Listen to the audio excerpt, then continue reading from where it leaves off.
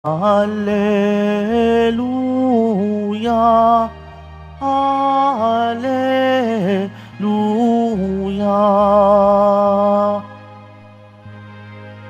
Ang Diyos ay maghahari na, talikdan ang tanang sala, manalig sa balita niya. Hallelujah, Hallelujah, Hallelujah, Hallelujah.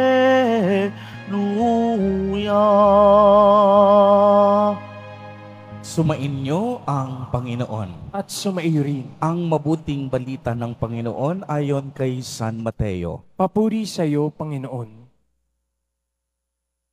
Noong panahong iyon, sinabi ni Jesus sa kaniyang mga apostol, "Humayo kayo at ipangaral ninyo na malapit ng maghari ang Diyos. Pagalingin ninyo ang mga may sakit at buhayin ang mga patay. Pagalingin ninyo ang mga ketongin at palayasin ang mga demonyo. Yamang tumanggap kayo ng walang bayad, magbigay naman kayo ng walang bayad.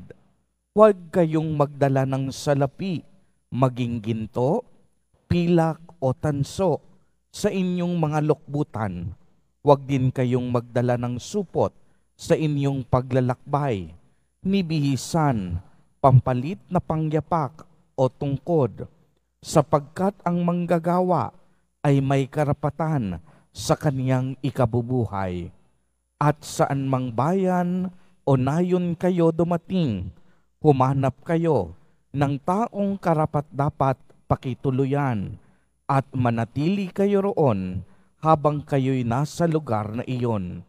Pagpasok ninyo sa bahay, sabihin ninyo, maghari nawa ang kapayapaan sa bahay na ito. Kung karapat-dapat ang mga tao sa bahay na iyon, panatilihin ninyo sa kanila ang inyong bati. Ngunit kung hindi, bawiin ninyo ito. At kung ayaw kayong tanggapin o pakinggan sa isang tahanan o bayan, umalis kayo roon at ipagpag ang alikabok ng inyong mga paa. Sinasabi ko sa inyo na sa araw ng paghukom ay higit na mabigat ang ipaparusa sa mga taong bayang yaon kaysa hindi dinanas ng mga taga-Sodoma at mga Gomora. Ang mabuting balita ng Panginoon. Pinupuri ka namin, Panginoong Hesukristo. Magsiupo muna ang lahat. Magandang umaga po sa inyong lahat, mga kapatid kay Kristo. Sa lahat po ng ating mga taga-subaybay sa iba't ibang online platforms at sa lahat ng ating mga kadiboto sa iba't ibang panig ng Pilipinas at sa buong mundo kung saan tayo ay naaabot ngayon ng ating live streaming. Mapayapang umaga din po sa inyong lahat. Purihin at dakilain natin ang ating Panginoon, ang mahal na poong Jesus Nazareno. Mga kapatid kay Kristo at mga kadiboto, malugod po namin kayong tinatanggap sa Basilica Minor at Pambansang Dambana ni Jesus Nazareno. Ang ebanghelyo po natin sa araw na ito ay tungkol sa pagsusugo ni Jesus Nazareno sa kaniyang mga alagad at apostol upang ipalaganap ang mabuting balita ng paghahari ng Diyos. Sila po ay inatasan ng ating Nuestro Padre, Jesus Nazareno, upang manalangin, upang dumami ang mga maisugong, gaganap at magiging manggagawa sa anihan o ubasan ng ating Panginoon. Sila ay sinabihan ni Jesus Nazareno na maglakbay, na walang anumang daladala, magtungo sa mga bayan, ipahayag ang kapayapaan, gumawa ng mga kababalaghan, pagalingin ang mga may sakit, ang mga ketongin, tanggapin ang presensya ng mga taong sa kanila ay tatanggap, at ipagpag ang alikabok sa mga taong hindi sila pakikinggan at hindi sila tatanggapin. Mga kapatid kay Kristo at mga kadiboto, sa araw na ito, tayo rin po hinahamon ng ating Panginoon na makibahagi at makipagtulungan sa gawaing pangkaligtasan ng Diyos. Hinahamon tayo na sa kahit maliit na paraan na ating makakaya, tayo ay makiisa sa misyon ni Jesus Nazareno. Nabanggit ko po kahapon sa aking homilya na ang Diyos ay ang pangunahing tumatawag, humihirang at pumipili sa atin. Ang Diyos ang siyang nagbibigay sa atin ng kapangyarihan upang magmisyon, at tayong lahat ay tumutugon lamang sa paanyayang ito ng ating Panginoon.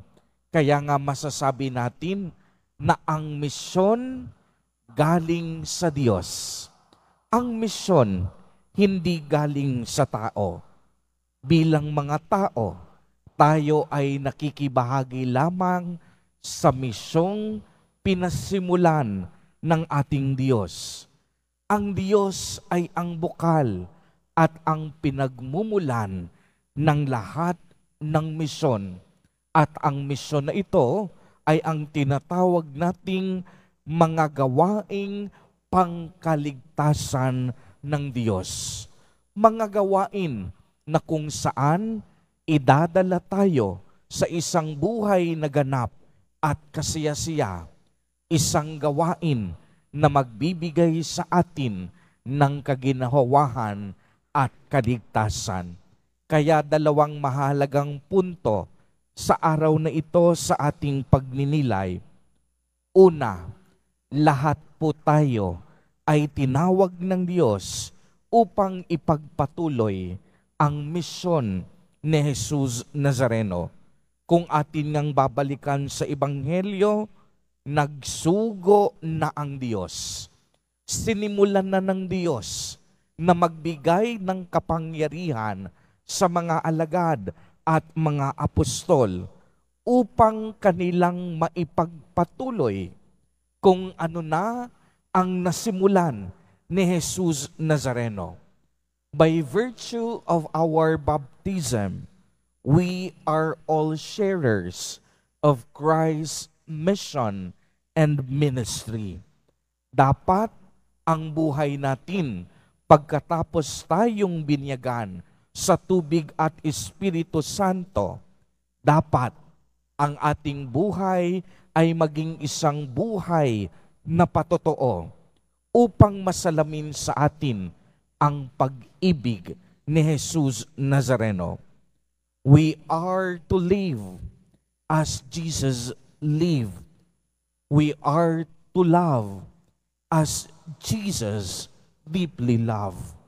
And we are to share our wealth, gift, talents, and abundance as Jesus did. Our life must be a living witness to others. Sa ganitong paraan, kahit hindi man tayo nagsasalita, napapalaganap natin ang pag-ibig at pag-asa ng Diyos sa pamamagitan ng ating mabubuting mga kilos at paggawa. Ikalawa, ibahagi po natin ang ating buhay gaya ng pag-aalay na ginawa at ipinamalas ni Jesus Nazareno. Kahit taglay ni Jesus ang katangian ng pagiging Diyos, hindi niya ipinagpilitang manatiling kapantay ng Diyos. Bagkus hinubad niya ang lahat ng katangian ng pagiging Diyos at nabuhay na parang isang alipin, naglilingkod sa tao at naglilingkod sa Diyos. The life of Jesus is a life of total surrender and total abandonment. Wala siyang itinira sa kaniyang sarili. Nagpakababa upang tayo ay maligtas sa ating kasalanan. Ipinako sa krus upang ang buhay na walang hanggan ay makamit ng bawat isa sa atin.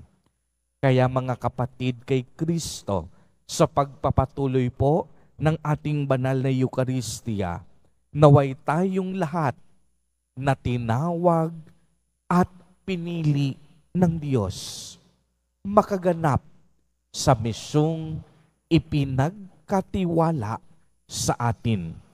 Kahit alam natin na hindi madali, tumugon tayo ng bukal sa ating kalooban hanggang sa dulo ng ating buhay.